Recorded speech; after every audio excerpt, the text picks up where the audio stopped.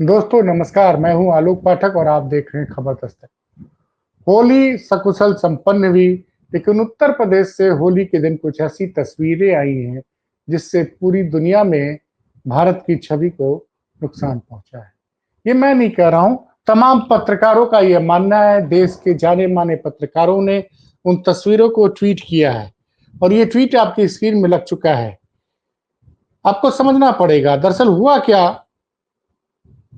कि मुकेश कुमार जी 40 सालों से पत्रकारिता कर रहे हैं और फिलहाल सत्यहिंदी.com के साथ जुड़े हुए हैं। लिखते हैं, ये स्क्रीन पे आप ट्वीट लग चुका है। पहले कृष्णकांत जी, ये भी पत्रकार हैं, इन्होंने ट्वीट किया है और इन्होंने जो तस्वीर लगाई है, मैं राज कपूर जी से कहूंगा कि उनका ट्वीट लगा दें कि त्रिपाल से ढके गए धार्मिक स्थल। और धार्मिक स्थल कौन? हिंदुओं के नहीं, मुस्लिमों के धार्मिक स्थल को त्रिपाल से ढका गया। किस लिए ढका गया? क्योंकि आज होली है और ऐसा कभी हुआ नहीं था कि होली के दिन मुस्लिमों के धार्मिक स्थल को इस तरह से पूरे उत्तर प्रदेश में ढका जाए। इससे इसको लेके कृष्णकांत नाम के पत्रकार ने पहले ट्वीट किया। ये ट्वीट आपकी स्क्रीन में लग गया है। सैकड़ों साल के इतिहास में पहली बार ऐसा हुआ जब हिंदू त्योहार के दौरान मुस्लिम धर्मस्थलों को ढका जा रहा है। मुगल काल में या अंग्रेजों के राज में ऐसा हुआ हो तो मुझे मालूम नहीं। इससे दुनिया भर में हिंदुओं की बदनामी तो होगी। सुनिए, लिख रहे हैं ये कि इससे दुनिया भर में हिंदुओं की बदनामी तो होगी ही। यह भारतीय संस्कृति के खिलाफ है, ये संविधान के खिलाफ है, ये लोकतंत्र के खिलाफ है, यह मानवता के खिलाफ है। और मैं मरते दम तक नहीं भूल पाऊंगा कि हमारी होली की चौताल में सुबर्ती चाचा ढोल बजाते थे। ऐसा क्या हुआ कि हर शहर में गैर हिंदू धर्मस्थल बर्दाश्त नहीं हो सकते। यह तालिबान और आईएसआईएस जैसा है। समाज यही चाहता है, यही सही। लेकिन आगे भी लिखते हैं, लेकिन इससे हम दुनिया में मुंह दिखाने लायक नहीं रहेंगे। इससे यह भी पता चलता है कि इस देश में ऐसी सरकार है जो किसी काम की नहीं है, जिससे समान प्रशासन भी नहीं संभाला सकता है। ऐसे ही नकारा सरकारें समाज का तहस नहस करती हैं और वही हो रहा है। इनके ट्वीट को डॉक्टर मुकेश कुमार, जो मैंने बताया 4 दशकों से पत्रकार हैं, कई पत्रिकाओं में रह चुके हैं, उन्होंने और फिलहाल सत्यहिंदी.com के साथ जुड़े हैं, उन्होंने जो लिखा है वो आपको उसको पढ़ना चाहिए। ये तस्वीरें खतरनाक है, स्क्रीन पे लगा है आपको, धर्मस्थल की जो त्रिपालों से कवर किया गया है होली के दिन। ये तस्वीरें खतरनाक हैं, भारत के अंधकारमय भविष्य को प्रतिबिंबित करती है। योगी आदित्यनाथ और संघ परिवार की इस हरकत ने 5000 साल की सभ्यता के मुंह पर कालिक पोत दी है। ये सनातन धर्म पर कीचड़ उछालने जैसा है। लिख रहे हैं मुकेश जी, ये सनातन धर्म पर कीचड़ उछालने जैसा है। ये साझी विरासत के सीने पर हिंदुत्व नामक खंजर का वार है। ये फांसीवाद की दिशा में एक बड़ा कदम है। योगी नफरत और हिंसा से सारोबार हिंदुत्व का एक ऐसा मॉडल खड़ा कर रहे हैं जिसका अनुकरण दूसरे बीजेपी शासित राज्य करेंगे। मैं क्यों कह रहा हूं कि योगी जी ने मोदी को फंसा दिया और देश को फंसा दिया? समझिए, पिछले 6 महीनों में विदेशी निवेशकों ने भारत से काफी ज्यादा पैसा शेयर मार्केट से निकाल दिया और हमारा शेयर मार्केट करीबन 15% गिर चुका है। बड़ी संख्या में फॉरेन इन्वेस्टर्स जो थे उन्होंने पैसा भारत के बाजार से निकाल लिया। शेयर मार्केट से क्यों निकाल लिया? क्योंकि उनको लगा कि यहां जो हो रहा है वो व्यापार के लिए अनुकूल माहौल नहीं है। इसीलिए उन्होंने जिन कंपनियों में शेयर खरीद रखे थे उनके बेच के चले गए। इसमें कई लाख करोड़ रुपए का नुकसान हुआ है, आम इन्वेस्टर का भी। कुछ लोग इसको बता रहे हैं कि 75 से 90 लाख करोड़ रुपए का नुकसान हुआ पिछले 6 महीने में। अब आप सोचिए, बड़ी संख्या में विदेशी निवेशकों ने पैसा निकाला। क्यों निकाला? क्योंकि उनको लग रहा कि व्यापार के लिए अनुकूल माहौल नहीं है। अब उत्तर प्रदेश की ये तस्वीरें तो आपने देख ली जो लगी हुई स्क्रीन पे कि धार्मिक स्थलों को त्रिपालों से ढका गया है। ये आपके बगल में स्क्रीन पे लगी हुई है। कुछ और चीजें हैं।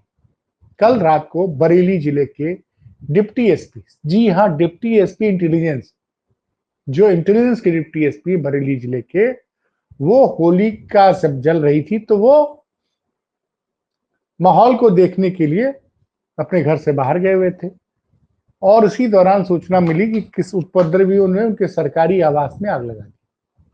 सरकारी आवास, डिप्टी एसपी के आवास को आग लगा दी गई। उनकी कार जल के राख हो गई, उनके घर का सारा सामान जल के राख हो गया। ये तस्वीर थी बरेली की। उसके अलावा एक वीडियो वायरल है अलीगढ़ का। अलीगढ़ में एक शख्स शहरी के लिए घर के बाहर खड़ा था। रात सुबह 4 बजे 4 लोग बाइक से आते हैं और उसको भून देते हैं, धार हथियारों से भून देते हैं, वो वहीं गिर जाता है। ये घटना है सुबह 4 बजे। मुरादाबाद से एक चौंकाने वाली खबर आती है। कोई छोटू ठाकुर नाम के शख्स होते हैं, वो साहब, उनके घर के बगल में गुप्ता जी रहते थे। गुप्ता जी नहा चुके थे, वो उनके साथ होली खेलने के लिए तैयार नहीं हुए। छोटू ठाकुर साहब को गुस्सा आ गया, उन्होंने गुप्ता जी को ठोक दिया। ये खबरें पढ़िए आप। पिछले नवंबर से लगातार संभल की चर्चा हो रही है, संभल की चर्चा हो रही है।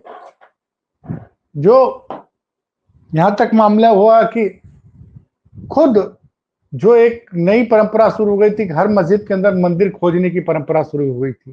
तमाम डिस्ट्रिक्ट कोर्ट में मुकदमे दायर किए गए थे उत्तर प्रदेश में। इस पर सुप्रीम कोर्ट ने संज्ञान लिया और संज्ञान तब लिया जब संभल में जब हिंसा फैलती है और 5 लोगों की जान चली जाती है। विवाद कैसे होता है? जामा मस्जिद है संभल की, वहां पे आपको पता है कि हिंदू पक्ष ने दावा किया था कि वहां पे हरि मंदिर है। उसका सर्वे करने के लिए कोर्ट ने आदेश दिया था। एक बार सर्वे हो चुका था, दोबारा वो 24 नवंबर को सर्वे करना चाह रहे थे संडे के दिन। मस्जिद कमेटी के लोगों ने रोका कि भाई सर्वे का आदेश तो एक बार का तो हो चुका था, दोबारा क्यों अब सर्वे कर रहे हैं? उसको लेके बवाल हुआ, हिंसा हुई, 5 लोगों की जान चली गई और 5 मुस्लिम समुदाय के थे। लगातार संभल में उसके बाद माहौल खराब रहा, तो उसके बाद से लगातार खबरें हैं और बार बार योगी आदित्यनाथ और उनके लोग द्वारा ऐसे बयान दिया जा रहा है जिससे कि धार्मिक भारत की जो गंगा जमुना संस्कृति है, भारत की जो गंगा जमुनी संस्कृति है, उस पर फर्क पड़ रहा है। संभल की घटना पे सुप्रीम कोर्ट ने संज्ञान लिया और उसके बाद देश की तमाम अदालतों को निर्देश दिया कि आप किसी भी ऐसा कोई मुकदमा नहीं लेंगे जहां में मस्जिद के अंदर मंदिर को ढूंढने की और उनका सर्वे करने के लिए आपसे अनुमति मांगी जाए, आपसे अनुमति मांगी जाए। ये साफ कहा था सुप्रीम कोर्ट ने। उस दौरान आरएसएस के प्रमुख मोहन भागवत ने साफ कहा था कि हर मस्जिद के अंदर मंदिर खोजने की परंपरा बंद की जाए।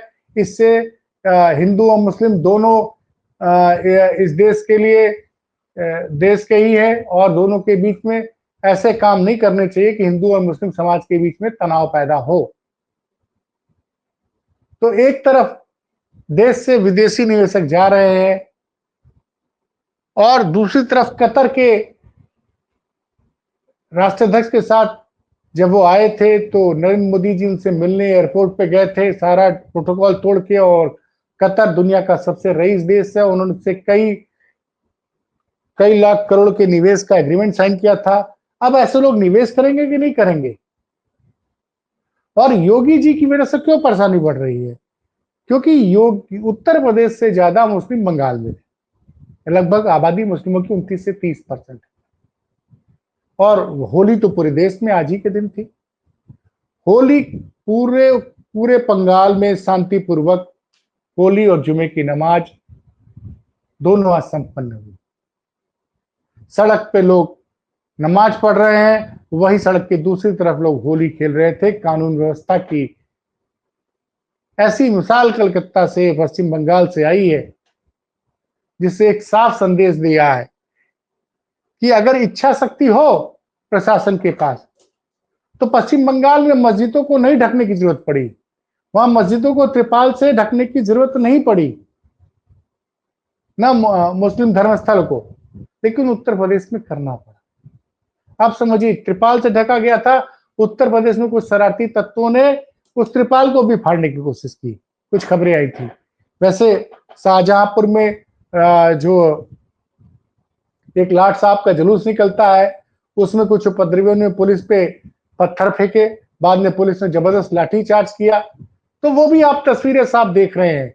लेकिन फिर भी आपको उत्तर प्रदेश के हिंदू और मुसलमानों की तारीफ करनी पड़ेगी कि बड़े बड़े ही शांतिपूर्ण माहौल में आज होली और जुमे की नमाज दोनों संपन्न हुई।